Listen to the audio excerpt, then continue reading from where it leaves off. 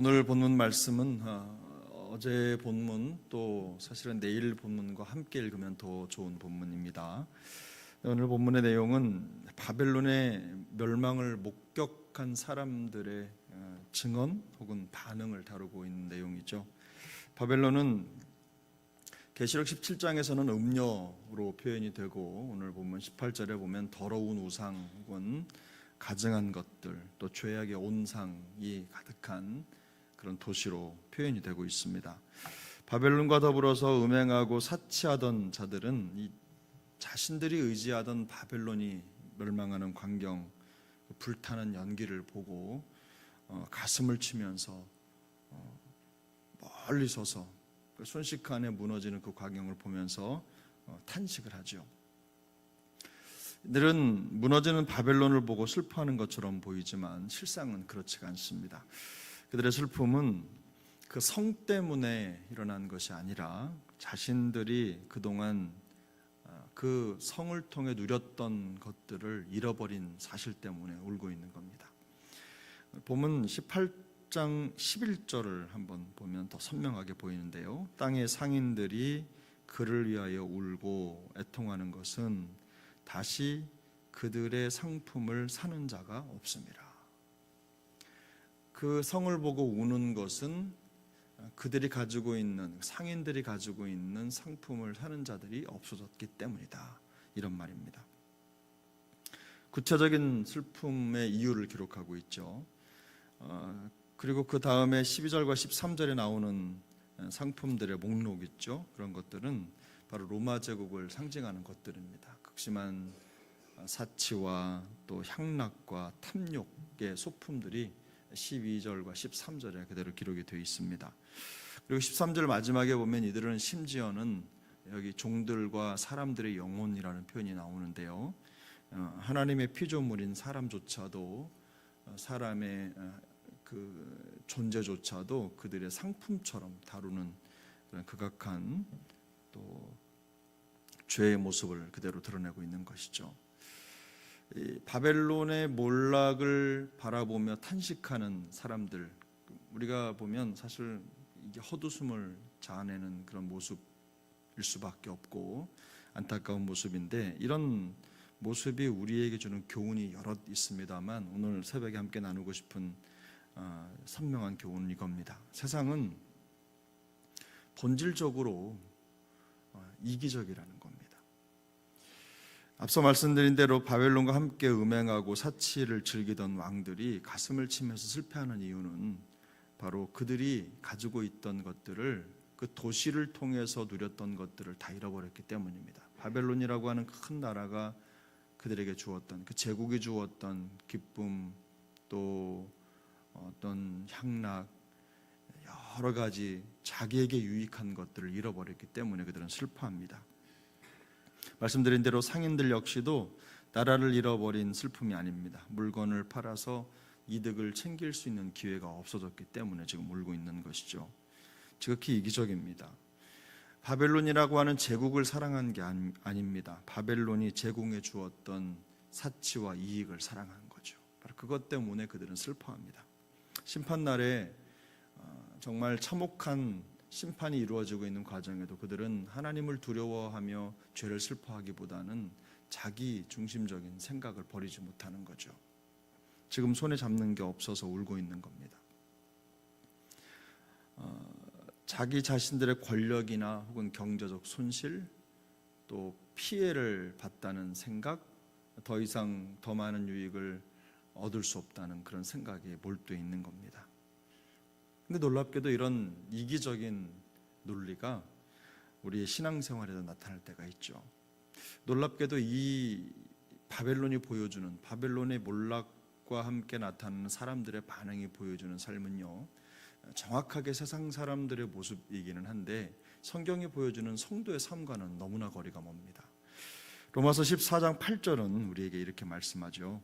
우리가 살아도 주를 위하여 살고 죽어도 주를 위하여 죽나니 그러므로 사나 죽으나 우리가 주의 것이로다. 우리는 이 사도 바울의 고백을 통해 들려진 이 말씀을 성도의 삶의 기본으로 삼습니다. 우리의 삶의 기준이 되는 거죠. 우리 모두가 다 이 말씀을 사실 신앙 고백으로 받습니다. 이 말씀이 보여주는 것, 우리가 사나 죽으나 다 주의 것이다 라고 하는 말씀은 오늘 본문이 보여주는 이기적인 삶과는 너무나 동떨어져 있죠. 반대의 반대도 넘어서는 것입니다. 우리가 흔히 알고 있는 대로 이타적인 삶이라는 말이 있죠. 남을 위해 산다는 거죠. 근데 우리가 사나 죽으나 주의 것이라고 하는 말씀은 사실 이타적인 삶도 아닙니다. 이타적인 삶으로도 표현될 수 없는 그런 삶이죠. 정확하게는 한자로 쓸 수도 없는, 표현도 없는 그런 말인데, 성도의 삶이 오직 하나님 한 분을 위한 것이라는 표현은요, 사실은 이신적인 것이죠. 하나님만을 위한 겁니다. 물론 우리가 주의 것이다, 사나 죽으나 주의 것이다라는 이런 이신적인 삶은 매우 수준이 높은 삶을 의미합니다. 나에게 더 좋은 방식 혹은 나에게 내 신앙에 불이익이 없는 방식, 내가 불편하지 않은 방식을 더 선호하고 또 그것을 선택하고 그렇게 하는 것이 보편적입니다. 대부분 그렇죠. 이신적이기보다는 이기적인 신앙인 겁니다. 우리가 인정하든 인정하지 않든 우리 스스로를 돌아보고 또 주변을 많이 돌아보면 이런 선택 혹은 이런 결정 혹은 이런 신앙생활들이 생각보다 많다는 것을 알게 될 것입니다. 우리가 어제 묵상했던 말씀 중에 18장 4절을 보면 이런 말씀이 있죠. 내가 들으니 하늘로부터 다른 음성이 나서 이르되 내 백성아 거기서 나와 그의 죄에 참여하지 말고 그가 받을 재앙들을 받지 말라. 내 백성아 거기서 나와라. 성경은 분명히 그렇게 말씀합니다. 큰 음성으로 백성들을 향해서 외쳤습니다. 이 거기서 나와라 라고 하는 말씀이 세속적 가치에서 벗어나라 라는 명령이라는 걸 어제도 말씀을 드렸습니다만, 오늘 본문에서 말씀하는 것처럼 세상은 본질적으로 이기적이죠. 하지만 성도의 삶은 이신적이어야 한다고 우리에게 말씀하고 있습니다. 다시 말씀드리지만 이신적이라는 삶은 우리가 사나 죽으나 다 주의 것이라는 말씀을 살아내는 것입니다. 그 고백을 우리의 삶으로 만들어가는 것이죠. 그러므로 거기서 나와라 라는 하나님의 음성은 사실 철저히 이기적인 바벨론을 벗어나라는 뜻입니다. 그 속에 살아갈 수밖에 없지만 그들과 똑같은 가치를 가지고 살아서는 안 된다는 뜻이죠. 이기적인 세상의 가치를 벗어나라, 이런 말씀입니다. 큰 성 바벨론이라고 하는 그 시스템 안에서 사람들은요, 권력과 사치를 누렸습니다. 권력을 누리고 사치를 누리고 모든 유흥과 환락과 이런 것들을 누렸죠. 이윤을 누렸죠. 개인적인 편의를 누렸습니다. 그 나라, 그 제국이 제공하는 것들을 누렸습니다. 근데 교회 역시도 이런 현상이 우리 안에 일어나죠. 교회는 그 존재 목적이 있습니다. 오직 하나님의 영광, 하나님을 위해 교회가 존재해야 되는 것, 여러분 믿으십니까? 교회는 그리스도의 몸이라고 불립니다. 몸은 우리가 읽으면서도 그 의미를 알 수 있듯이 그리스도의 몸이라는 것은 그리스도를 위해 존재할 때 의미가 있다는 말입니다. 교회가 성도들이 누리는 평안, 은혜, 기쁨의 장소여야 된다는 것은 분명합니다. 교회에 오면 기쁨이 있어야 되고 은혜가 있어야 되고 평안이 느껴져야 더 오고 싶고 더 좋은 교회라는 생각이 들 것입니다.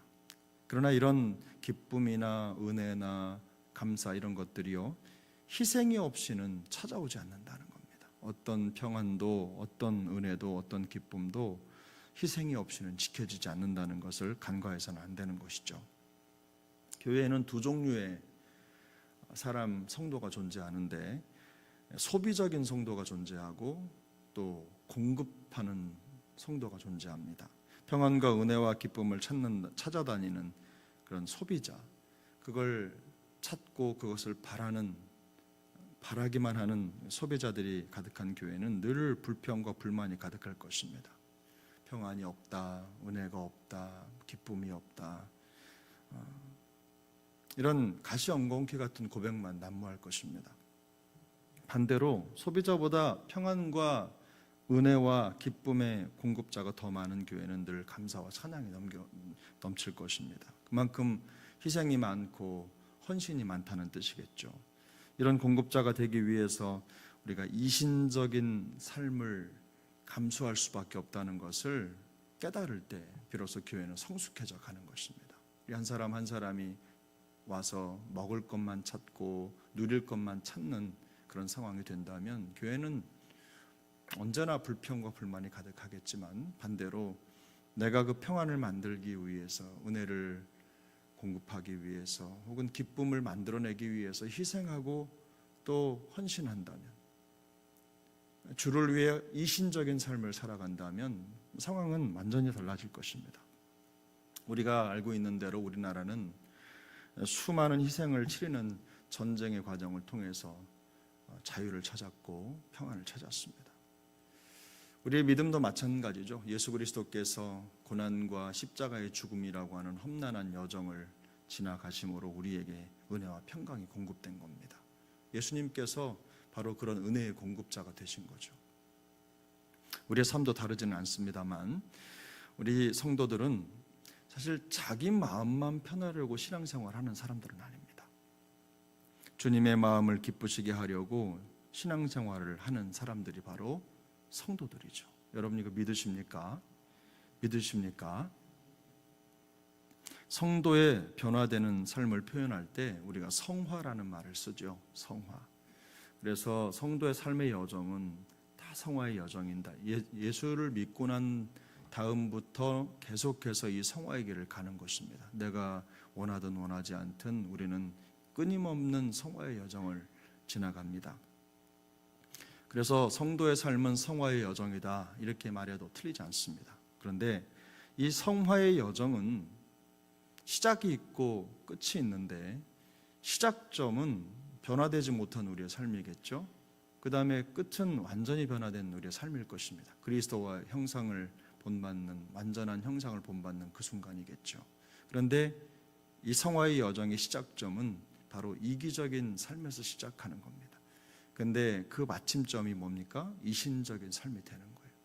그러니까 우리가 얼마나 성숙했느냐, 성장했느냐, 혹은 더 성화가 많이 이루어졌느냐, 그렇지 못하느냐의 평가는 바로 우리가 이 이기적인 것과 이신적인 것 사이에 어느 정도쯤에 있느냐로 평가가 되는 것이죠. 삶의 모든 여정에서 내가 어느 지점에 와 있는지, 0부터 시작한 우리의 삶이 10이라고 말하는 완벽한 이신적인 삶의 자리를 생각할 때 어디쯤, 몇 점쯤 우리의 삶의 위치에 있는지를 돌아보는 것, 그것이 바로 우리의 성숙도를 평가하는 기준이 될 것입니다. 신앙생활을 얼마나 오래 했느냐가 아니라 우리가 얼마만큼 이 이신적인 삶, 주를 위한 삶, 우리가 사나 죽으나 주의 것이다 라는 고백에 더 가까워졌느냐가 바로 우리의 성숙을 결정하는 기준이 될 수밖에 없는 이유입니다. 오늘 우리에게 주어진 이 삶의 한 자리가 바로 이 고백을 향한 한 걸음이 될 수 있기를 축복합니다. 사나 죽으나 우리가 다 주의 것이라는 고백에 한 발 더 가까워지는 그런 하루가 될 수 있기를 예수님의 이름으로 축복합니다.